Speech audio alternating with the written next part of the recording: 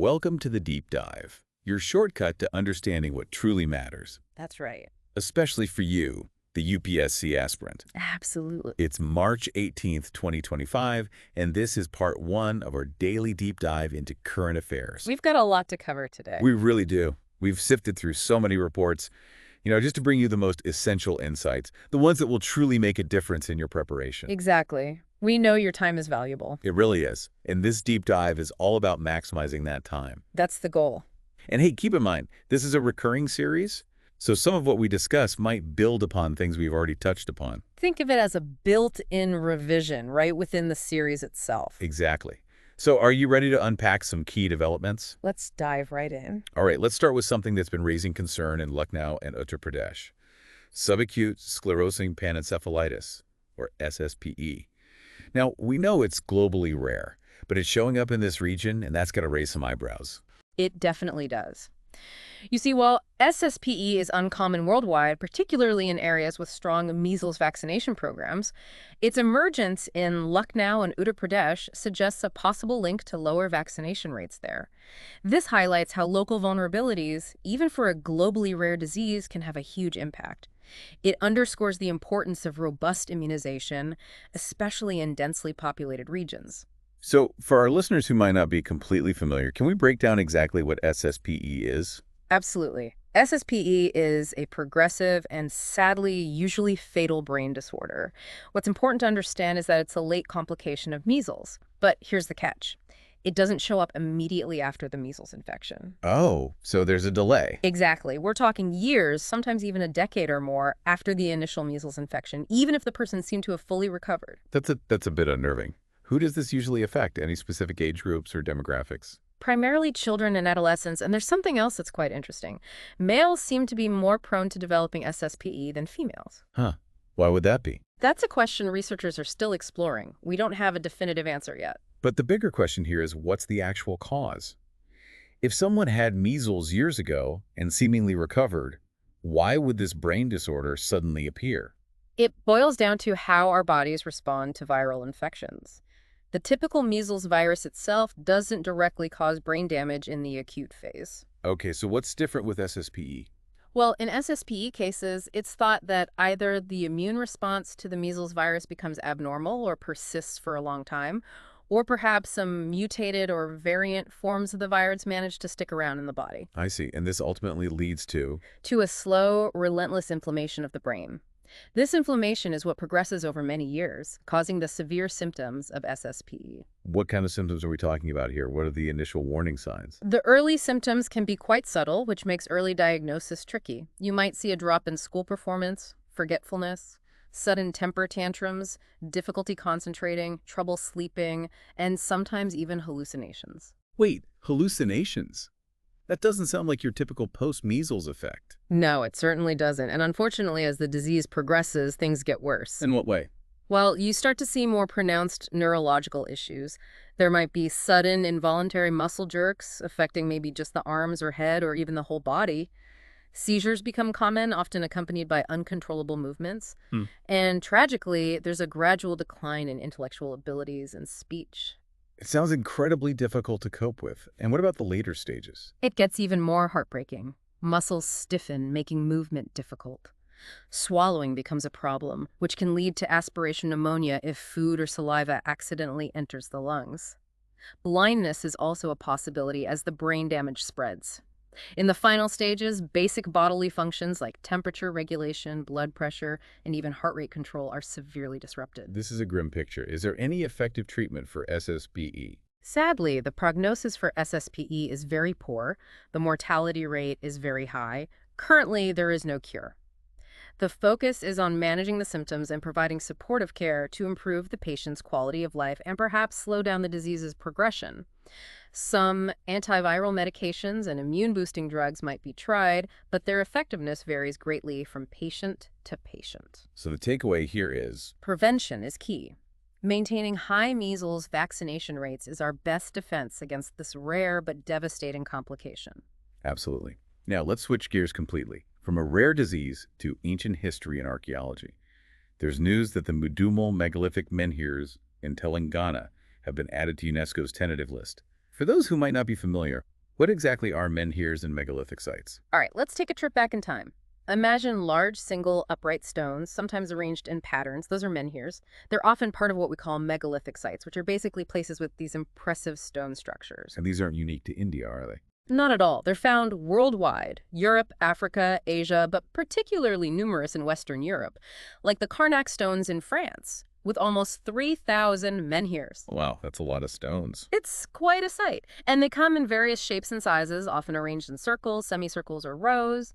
Some even have engravings, perhaps related to rituals or beliefs. So megaliths, that's the broader term, right? Exactly. It includes any large stone structure built by humans, usually in prehistoric times. They served various purposes, mainly burial or commemoration. Okay, so what kinds of burial megaliths are there? Well, there are dolmenoid cists, which are like box-shaped burial chambers made of flat stones. Then there are cairn circles, mounds of stones marking burial sites. And in Kerala, you have capstones, which are these distinctive mushroom-shaped structures. Menhirs, on the other hand, often served as memorials for people or events, and as we'll discuss, maybe even as astronomical markers. Fascinating. Now, speaking of India, how significant were these megalithic cultures in our history? Very significant. They date back to the Iron Age, roughly 1500 to 500 BCE. We find them mainly in South India and parts of Maharashtra. They offer valuable insights into the lives, rituals, and possibly social structures of people from that era. And Mudumal in Telangana, why is this specific site so important that it's been added to UNESCO's tentative list? Mudumal is one of South India's largest megalithic burial sites, spanning about 80 acres. It has around 80 tall menhirs, some reaching 14 feet. And get this, there are an estimated 3,000 smaller alignment stones in rows, spaced about 20 to 25 feet apart. 3,000 stones. That's incredible. What do these alignments tell us? They suggest elaborate funerary practices, but there's more.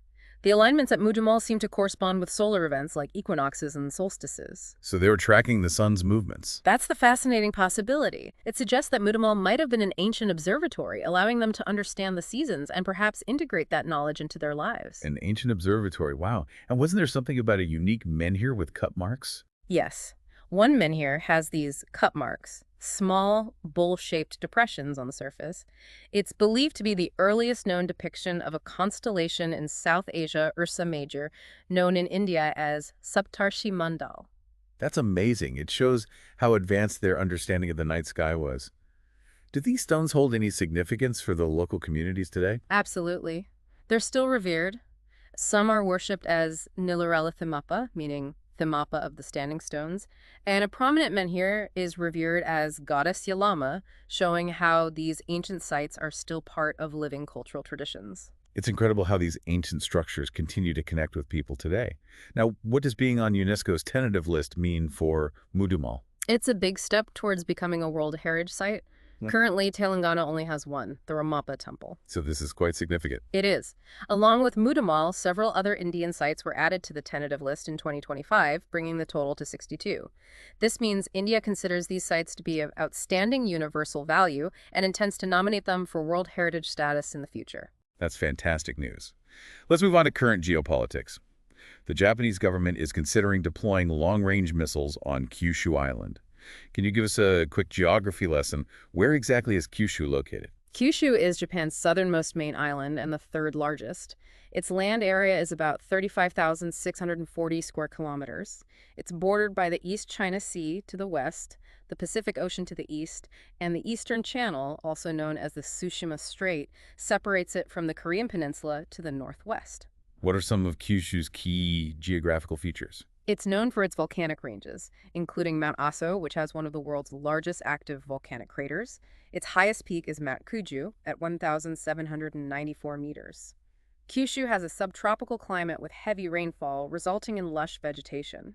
The Chikugo River, about 142 kilometers long, is its most significant river. And are there any major cities on Kyushu? What's the economic situation like? The major cities are Kitakyushu, a major industrial center in the north, Fukuoka, a commercial hub and port city, and of course Nagasaki. The island has a diverse economy. Tell us more about the economy. Well, agriculture plays a role with crops like rice, tea, tobacco, sweet potatoes, and citrus fruits. The north has heavy industries like iron and steel production and chemical manufacturing. And the Saga Prefecture is famous for its porcelain and pottery. That gives us a good understanding of the island. Let's turn to some positive environmental news. There's been a first honey harvest near the Phansad Wildlife Sanctuary in Maharashtra. Tell us more about this sanctuary. The Phansad Wildlife Sanctuary is in the Murud region of Raigad district, Maharashtra. It's on the coastal belt of the northern Western Ghats and was created to protect the unique coastal woodland ecosystem there. It covers about 17,250 acres with forests, grasslands, and wetlands. Does this area have any interesting history? Actually, it does. It used to be part of the hunting reserves of the princely state of Murud Janjira. You might remember the Murud Janjira sea fort from our previous deep dives. Right. What kind of plants and animals are found in the sanctuary? It has diverse flora with trees like ain, kinjal, teak, hirda, jamba, mango, and ficus species. As for animals, there are leopards, hyenas, sambar deer, mouse deer, and a variety of birds. My God.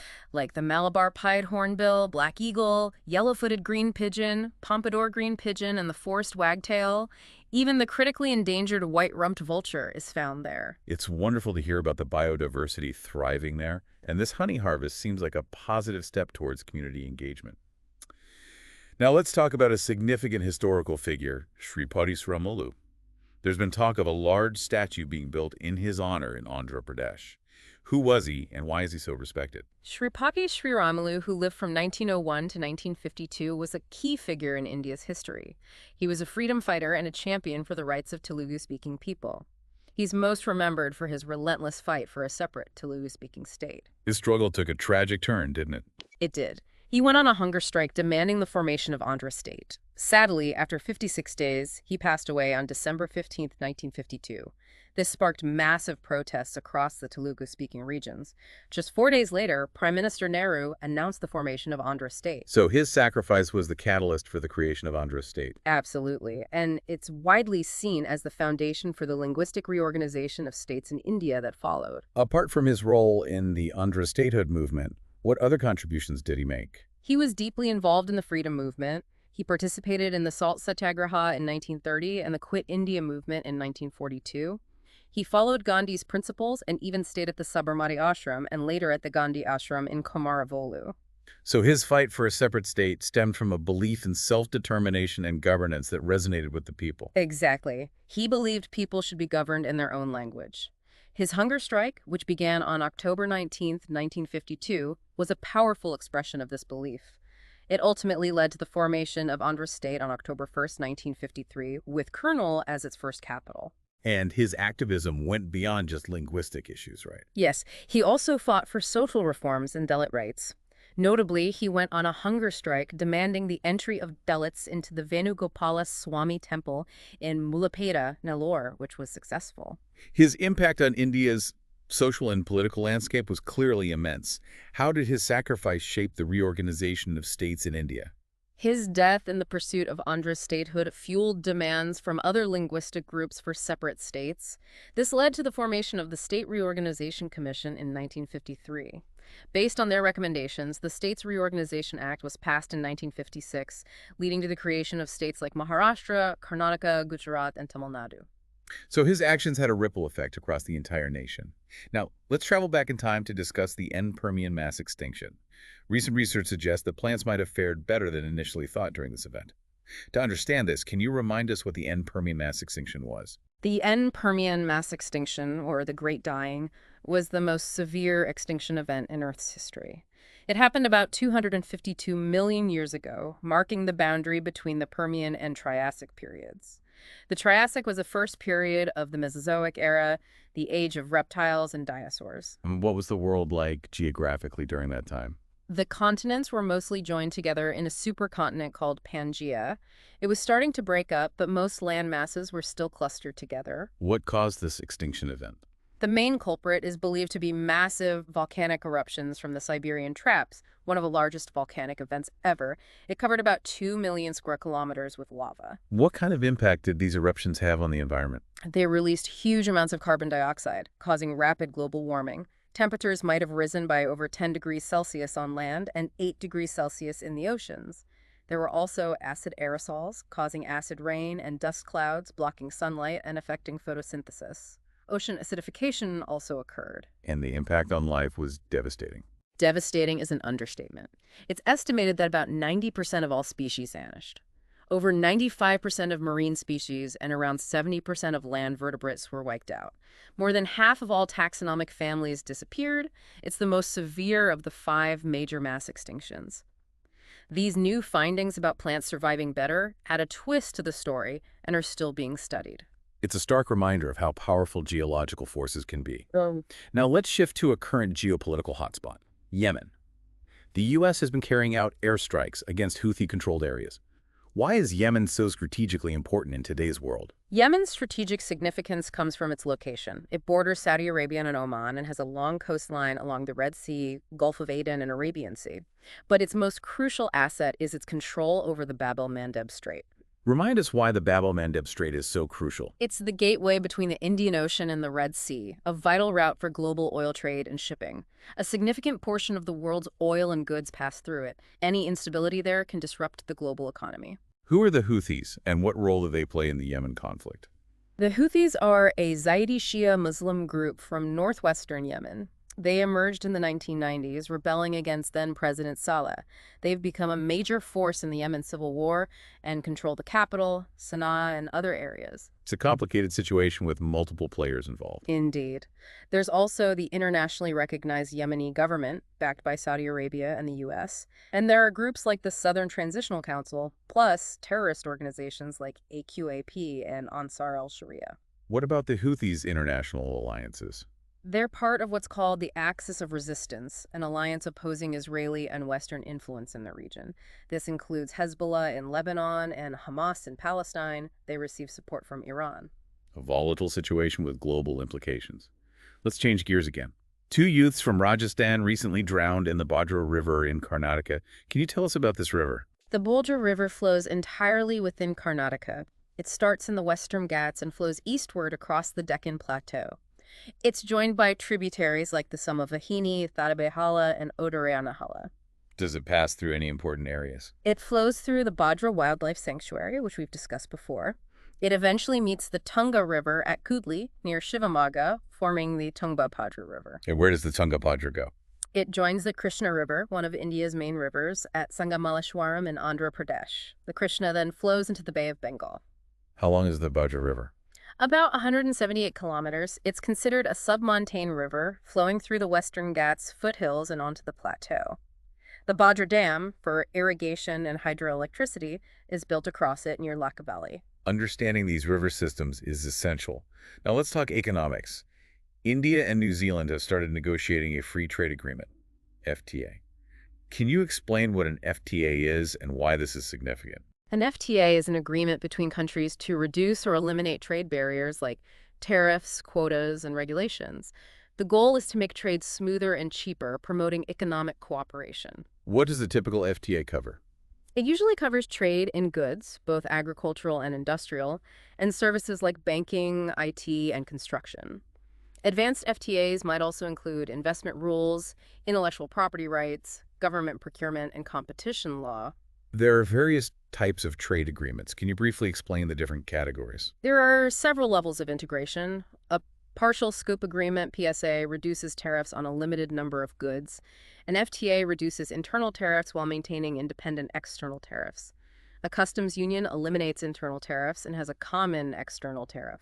A common market adds free movement of labor and capital, and an economic union involves coordinating macroeconomic policies. Where does the India-New Zealand FTA fit into this? How are trade relations between the two countries? This is India's second FTA in Oceania, after the one with Australia.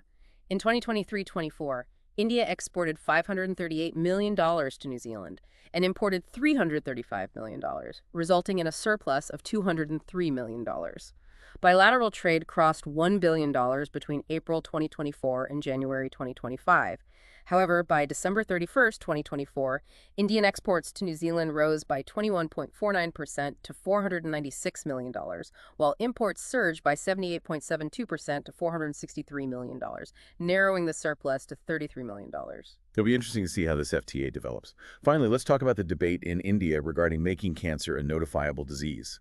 What are notifiable diseases, and what would this designation mean? Notifiable diseases are those that must be reported to public health authorities when diagnosed. This helps monitor monitor the occurrence and spread of diseases, and why is this list so important? In India, state governments usually handle this. Notifiable diseases provide an early warning system for outbreaks, track disease burden, and help create effective public health programs. What are some examples of notifiable diseases in India? Cholera, TB, AIDS, dengue, hepatitis, leprosy, meningitis, plague, and measles are some examples. Is there a global framework for disease reporting? Yes.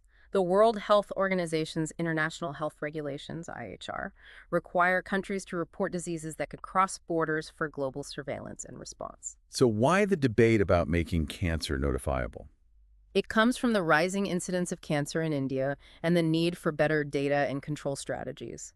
Proponents argue that making it notifiable would help track cases, identify risk factors, allocate resources effectively, and raise awareness. That sounds reasonable. What are the counterarguments? Concerns exist about patient privacy, potential stigmatization, the feasibility of reporting all cancer cases, and the practicality of implementing such a system across a vast and diverse country like India.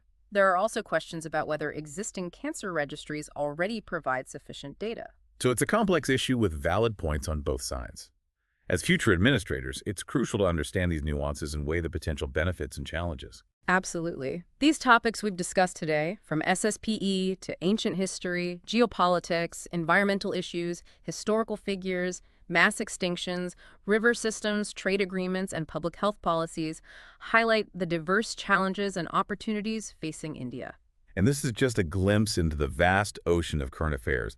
For those preparing for the UPSC, it's crucial to delve deeper, analyze these issues, and understand their interconnectedness. That's how you connect the dots and develop a comprehensive understanding. Exactly. Think about the interplay between health vulnerabilities and development goals, or how cultural heritage and scientific understanding intersect. These are the connections that will truly set you apart.